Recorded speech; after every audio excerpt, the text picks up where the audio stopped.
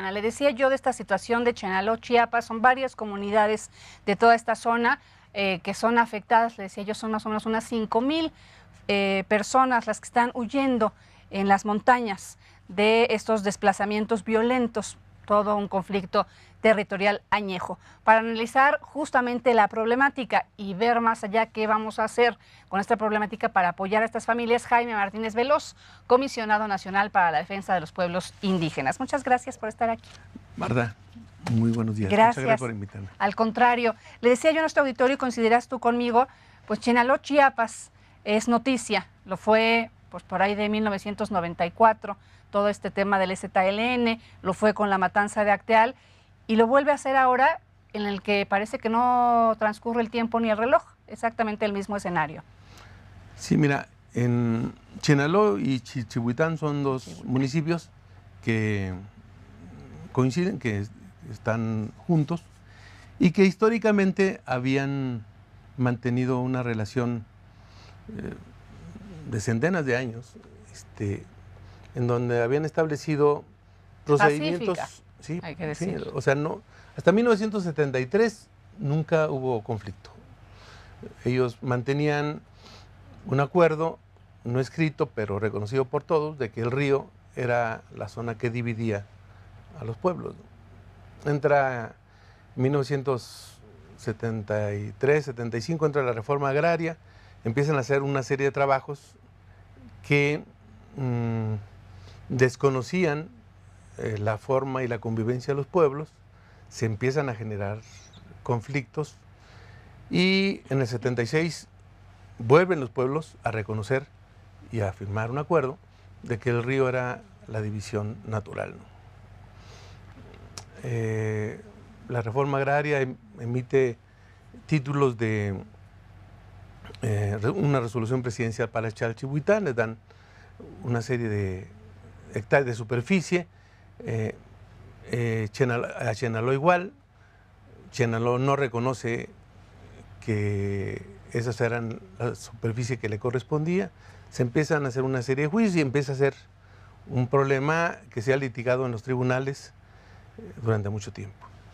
En el año 2010 se conformó una comisión técnica por expertos, antropólogos, abogados, donde el gobierno del Estado fue quien la impulsó y se llegó a una serie de conclusiones y de recomendaciones que a mí me parece que son muy importantes.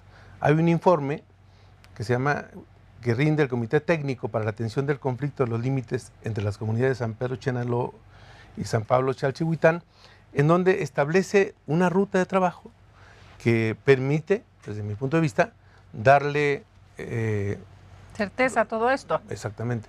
Entonces creo, durante el sexenio pasado, se estableció del gobierno local, del gobierno de Sabines, se estableció un comisionado que atendía esta problemática, que si bien es cierto que en el terreno agrario se estaba desarrollando los juicios, lo cierto es que mantenía de alguna manera la convivencia entre ambos pueblos. No sé qué pasó ahora. Con el nuevo gobierno, digamos. Yo estoy atendiendo algunos otros conflictos en Ochuc, Simojovel, y de repente pues este conflicto que estaba ahí latente, quizá una posible sentencia al tribunal, quizá algunos otros intereses en la zona, pero irrumpe con un desplazamiento inusitado de 4 o 5 mil personas, donde grupos armados las hacen que se desplacen. Se habla de paramilitares, ¿podemos decirlos así? ¿Llamarlos así? Sí, indudablemente el que tenga armas, incluso el ejército, y las utilice cuando menos para amedrentar a la población, es un hecho totalmente ilegal que tiene que ser sancionado. O sea, al margen de las cuestiones de carácter jurídico y de quien tenga la razón, nadie tiene el derecho, por medio de la fuerza, tratar de hacerse justicia por su propia mano y desplazar a la Claro, población. y mujeres embarazadas, niños, ancianos, enfermos, no importa, están en las montañas con hambre, con frío, muriéndose, porque las condiciones en este momento sabemos, digo, normalmente son difíciles en la selva chiapaneca, pero en este momento de tanta lluvia que hubo y ahora la humedad, etcétera, es muy difícil vivir. Es un lugar muy húmedo. Muy húmedo, exacto. Sí. En estas zonas es muy complicado. Ahora sí que la fauna que existe ahí, los insectos, todo significa obviamente un riesgo para la vida de esta gente. Aquí obviamente habrá que descubrir qué fue lo que pasó, qué detonó que este conflicto otra vez estallara. Ese sería el primer paso. Pero sí podríamos hablar de que alguien probablemente no hizo bien su trabajo. Soltó a lo mejor ese cabo que desencadenó esto, refiriéndome a que se había mantenido con calma el tema. Exactamente, porque, bueno, tendrá unas 2 semanas que esto explota, ¿no? Incluso, yo te puedo decir, hay algunos otros conflictos de otra naturaleza, pero quizás similares. Te pongo el caso de Guajimic, en la frontera entre Nayarit y Sinaloa, en donde hay un conflicto donde la sentencia de los tribunales permite o obliga a que los indígenas wixárikas tengan en poder tierras que les quitaron de hace mucho tiempo, pero hemos logrado, con la participación de los gobiernos, mecanismos para que las sentencias se cumplan y la gente que estaba ahí asentada pueda ser compensada de alguna manera y evitar un conflicto de carácter social. Claro. Aquí, viéndonos a todo este histórico que tú nos comentas, dice, bueno, a ver, si los pueblos indígenas estaban bien como estaban, pues ¿para qué llegamos a meter nuestra cuchara y a regularizar la tierra ocasionando todo esto?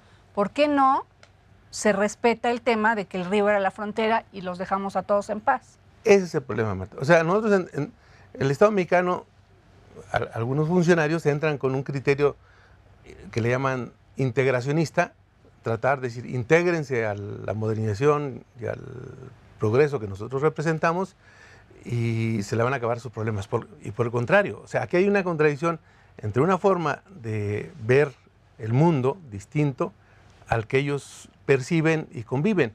Entonces llegamos a generar problemas innecesarios y creo que es el momento de poner en la mesa de que hay otra forma de ver la vida y que es posible que se puedan construir acuerdos si respetamos un proceso que ellos tienen de centenas de años para resolver sus conflictos. Creo que el Estado mexicano está obligado a entrarle no solamente una instancia. Mira, a mí me preocupa, te voy a decir, que estos temas se vayan acumulando porque no se le da la importancia que tienen. Hay te pongo así varios ejemplos. Hay una comisión que se llama Comisión de Concordia y Pacificación a la que yo pertenecí, que está vigente, que tiene una ley para el diálogo y que tiene como intención, objetivo, distensionar los conflictos que hay en Chiapas. Bueno, esta comisión no se ha reunido en los últimos 3 años. Es que se apagó el tema, digo, esa actividad importante del EZLN y parece que allá nadie le importa el tema indígena. Pero más no allá se ha apagado. Digo, por eso te digo. Sí, no aparecen los medios, entonces no le damos importancia, ¿no? Y suceden este tipo de cosas. Si uno va a Chiapas sabe que está vigente. Claro. Se ve todo el tiempo, actúan todo el tiempo, operan todo el tiempo. Claro. Entonces, yo creo que, y por otro lado, también quiero resaltar un acto que hoy que vino la relatora en estos días pasados, tenía una reunión con el Poder Legislativo y le cancelaron la reunión. Me parece algo... Una falta de respeto y de seriedad respecto a estos temas. Sí, entonces yo creo que el Poder Legislativo, el Poder Ejecutivo, todas las instancias que estamos dentro del gobierno y que tenemos que ver con el asunto, tanto cuestiones agrarias, cuestiones políticas, cuestiones jurídicas, de asistencia, es decir, todos tenemos que involucrarnos junto con el gobierno del Estado y quiero hacer énfasis que este informe, Marta, que te lo voy a dejar aquí, tiene las recomendaciones y es la guía para solucionar el caso de Chenaló y Chalchihuitán y castigar a los responsables de quienes desplazaron a la población, que me parece que no la había. Por otro lado, tratar de resolver y de remitir estrictamente a las cuestiones jurídicas agrarias el conflicto no lo resuelve de fondo. Tenemos que construir un espacio de diálogo para que las partes se sientan atendidas, escuchar cuál es su historia y tratar de darle cauce a un conflicto grave hasta hoy, pero que lo más difícil es ver que se puede poner todavía más grave. Aquí, ¿cuál es el papel de esta comisión que tú encabezas en este tipo de cosas? Tú eres un mediador. Tratar de acercar a las partes y tratar que por la vía del diálogo se distensionen los conflictos y se puedan encauzar. Cuando esto está en el plano del diálogo no hay ningún problema. Te digo, en Nayarit y Jalisco pudimos entrar al gobierno del Estado, a los dos, al de Nayarit, al de Jalisco, a los Wixárikas, y a petición de unos legisladores le dimos cauce. Aquí tenemos que tratar de sentar a todas las partes y que tengan el interés de resolver el conflicto de sus propias comunidades, ¿no? Yo no he visto, por ejemplo, legisladores que se acerquen con nosotros para tratar este asunto. Estamos intentando de motu propio para evitar un daño mayor. Tocando puertas, pero no se están abriendo, vamos a decirlo con palabras simples. ¿Has tocado puertas para tratar de atender este tema y no hay voluntad política de ninguna parte? Hay yo diría, una ausencia, una dejadez de un tema tan importante. Así como que lo importante es ver quiénes son los candidatos, ver los temas de la macroeconomía, ver todo, pero esto que está aquí abajo, para eso no hay ojos. Oye, hablando de candidatos, está por ahí buscando firmas, Marichuy, María de Jesús, que decía yo el día de ayer, no sé si tú estés de acuerdo conmigo, que más allá de que, porque hay quien mencionó, y tú votarías por tu, pues hay quien dice no, porque tiraría yo mi voto, porque no va a ganar, aunque quisiéramos que ganara, no va a ganar. Yo decía ayer que más que gane o no la presidencia, es una especie de justicia para los pueblos indígenas tener a su representante en una boleta electoral, hacer visibles a estos pueblos que ignoramos. Es un simbolismo muy profundo para el país. Te voy a decir, hay 25 millones de indígenas en el país. El tema indígena, por desgracia, tú lo ves, no está en la agenda de los partidos ni del Estado mexicano en su conjunto. Hay un área muy pequeña para atención y cada vez más reducida. Entonces, por eso yo sí creo que este país no tiene posibilidad de construir un futuro hasta que no entienda que tiene que ajustar su relación entre las instituciones del Estado mexicano y los pueblos indígenas. Este país, suponiendo que fuera un edificio, le puedes poner todos los adornos que quieras, pero si el cimiento está mal, ese edificio más tarde o más temprano se va a caer. Tenemos que construir, en verdad, el acuerdo que nos permita consolidar la relación del Estado con nuestros pueblos originarios. Si no lo hacemos, el futuro de este país siempre va a estar condenados. Con muchas interrogantes. Así es. Pues muchísimas gracias por estar aquí, Jaime Martínez Veloz, mencionado para el diálogo con los pueblos indígenas.